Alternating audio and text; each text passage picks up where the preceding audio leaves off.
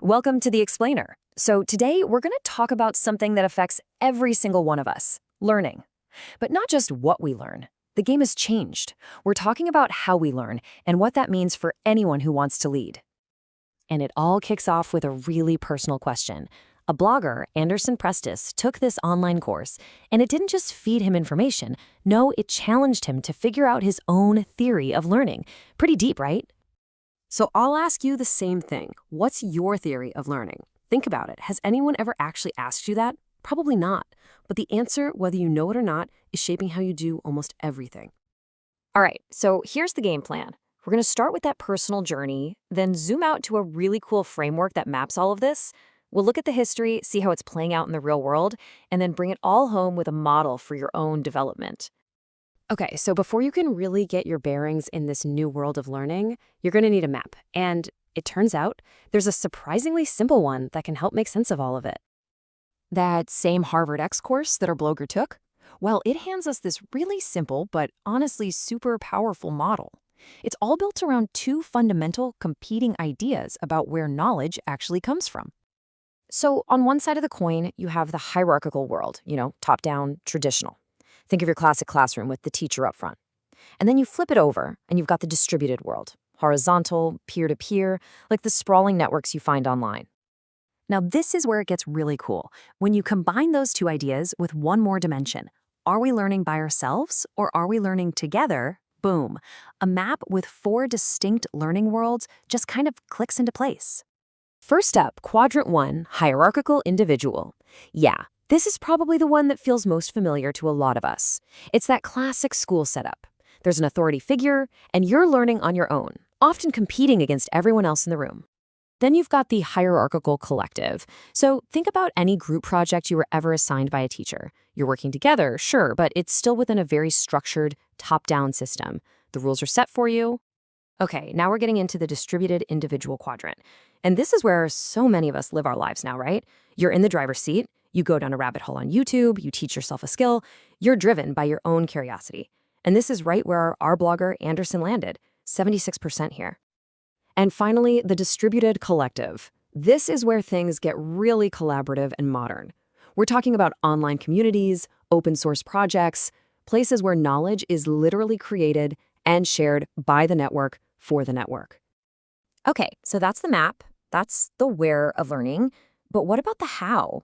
Like, how did our thinking about learning evolve to even create a map like this? Well, it's been a century-long journey. It's been a wild ride. We started way back with behaviorism, which was basically learning by drills and repetition. Then the 50s hit and cognitivism said, hey, wait a minute, the mind is like a computer. By the 70s, constructivism came along and said, we're not just processing information, we're actively building it. And that brings us to today, to connectivism, which says in this digital age, the knowledge isn't just in our heads, it's in the network itself. And look, this whole evolution, it's not just some dusty academic theory. It is fundamentally changing something incredibly important, how we train our leaders. And the timing here is absolutely critical. Get this, a staggering 84% of organizations are worried they won't have enough leaders in the next 5 years. 84%. The pressure is on to figure this out, and fast. So what are leaders themselves doing? Well, they're voting with their feet. They're ditching the old, week-long offsites. They want flexible online programs. They want part-time and short courses that actually fit into their insane schedules. Okay, but here's the million-dollar question. Does all this newfangled online learning actually work, especially for something as complex and human as leadership? Well, the data is pretty clear. The answer is a big yes. This pilot program shows students hitting average scores of 94%. It works. But, and this is a big but, it's not as simple as just throwing a lecture on Zoom. Researchers at MIT are really clear about this. Doing it right is hard. You have to fight that feeling of isolation, you have to intentionally build a community, and you have to create content for a global audience. It's a total redesign. So, what's the takeaway? We need a totally new model, one that's designed for this new world, one that breaks leadership down into bite-sized, learnable pieces we can actually work on, often online. And this is where this new framework from Harvard Business Publishing comes in. It's brilliant.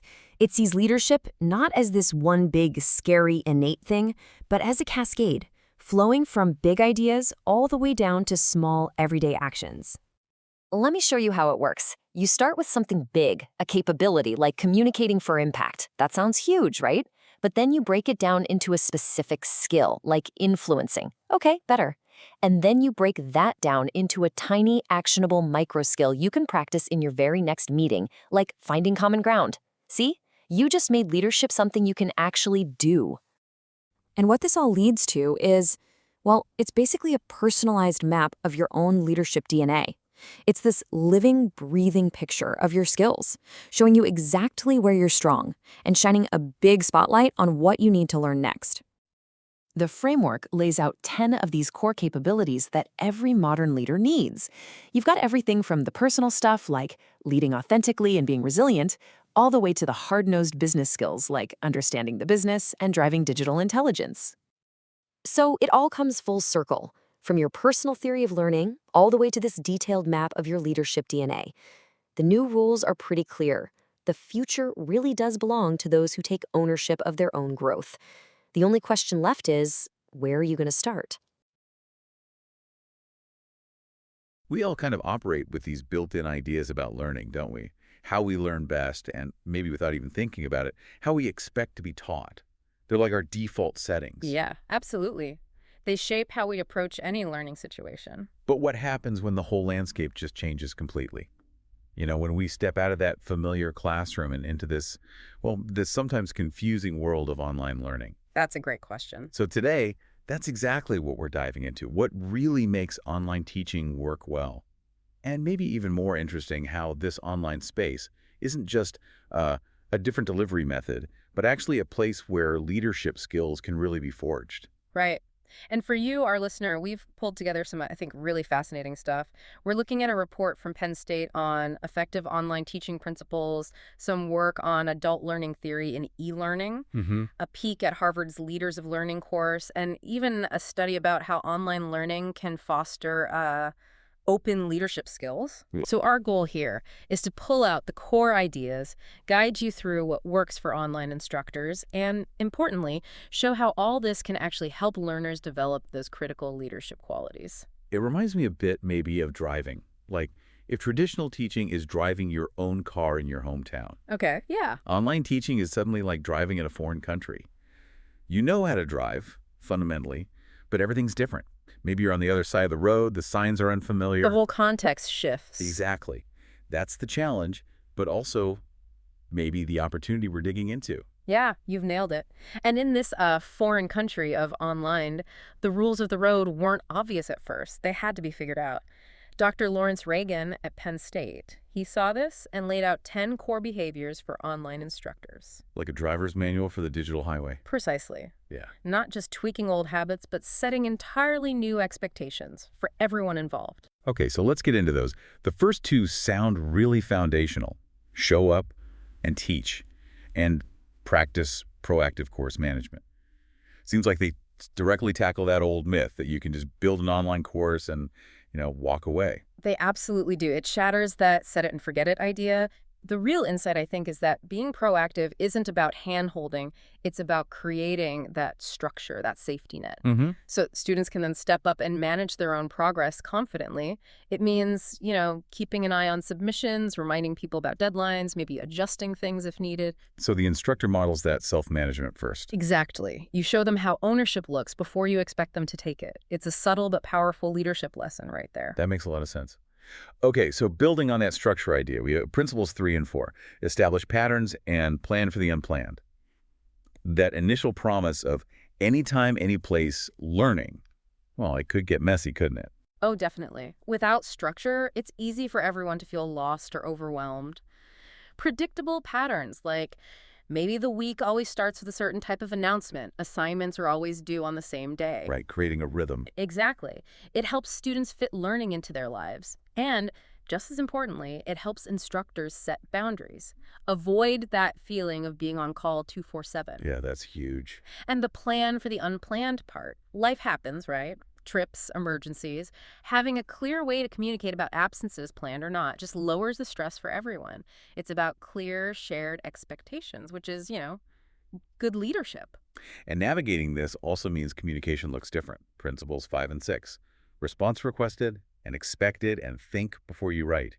That expectation of instant replies online, that could be tough. It really can. The sources suggest setting clear expectations, like maybe instructors respond within one business day, maybe 48 hours on a weekend. It balances student needs with instructor reality. Keeps things moving without burning people out. Right, but it's not just speed, it's clarity. Mhm. Online, you lose all those nonverbal cues, the tone of voice, the expression. So every written word has to be really clear, concise, tactful. You've got to avoid sarcasm, maybe even some slang that might not translate, especially with students potentially all over the world. That forces everyone to be more precise communicators, doesn't it? Which is a leadership skill in itself. Absolutely. Precision in communication is key. Okay, so beyond communication, we have principles 7, 8, and 9, focusing on the backbone. Help maintain forward progress, safe and secure, and quality counts, making sure the journey is actually smooth and reliable. Yeah, these are critical. Timely feedback, say, within 2 business days for digital work is huge. Online learners don't get those informal nods or quick chats after class. They need that formal feedback loop. Definitely. It's their main gauge. Without it, motivation can just plummet.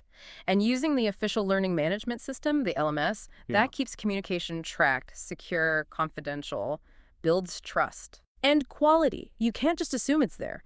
Instructors need to actively check content, make sure instructions are clear, links work. Even test things out from a student's view. Clicking every link, trying every activity. You got it. Catching problems before students do. It's proactive quality control, builds credibility, shows you care. Which brings us nicely to principle 10. Yeah. Double, click a mile on my connection. That sounds like it's really about empathy, right? Understanding the student's reality. Exactly. It boils down to instructors needing the same, or maybe even better, tech access as their students. Reliable internet, for example. So they actually experience what the students experience. Precisely. Have you ever tried uploading a big file on slow Wi-Fi or had a video stall mid-lesson? Instructors need to use that student view in the LMS. Test everything. It's not just tech support. It's building credibility and showing you understand their challenges. It's anticipating problems. Classic leadership. Okay, so those Penn State principles are like the road signs, the traffic laws for this online journey. A good way to put it. But what about the drivers? The learners themselves, especially adult learners, how do they navigate this?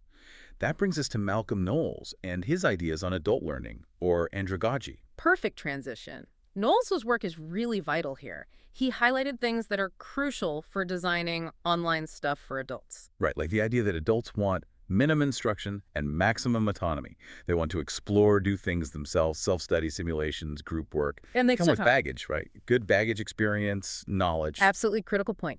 They're not blank slates, so you can't just lecture at them. You need variety, maybe even survey them beforehand to tailor things. The focus shifts to scenario-based learning, problem-solving, projects that use their real-world know-how. So instead of just reading about a business problem, they might work together online to solve one. Exactly. That taps into what they already know and builds skills like critical thinking, collaboration, real leadership skills. Yeah. They want to apply information, not just memorize it. And motivation. That's Yeah. huge too, isn't it? Adults need a solid why for every single thing they're asked to learn online. They want to be involved. Totally. The sources say they connect better when learning ties into social development benefits. So, using online tools for collaboration, shared docs, virtual teams, maybe even specific social media groups helps them build networks and skills relevant to their lives, their jobs. Like practicing teamwork in a virtual setting. Precisely. Negotiating roles, handling disagreements, presenting together, just like a real work team.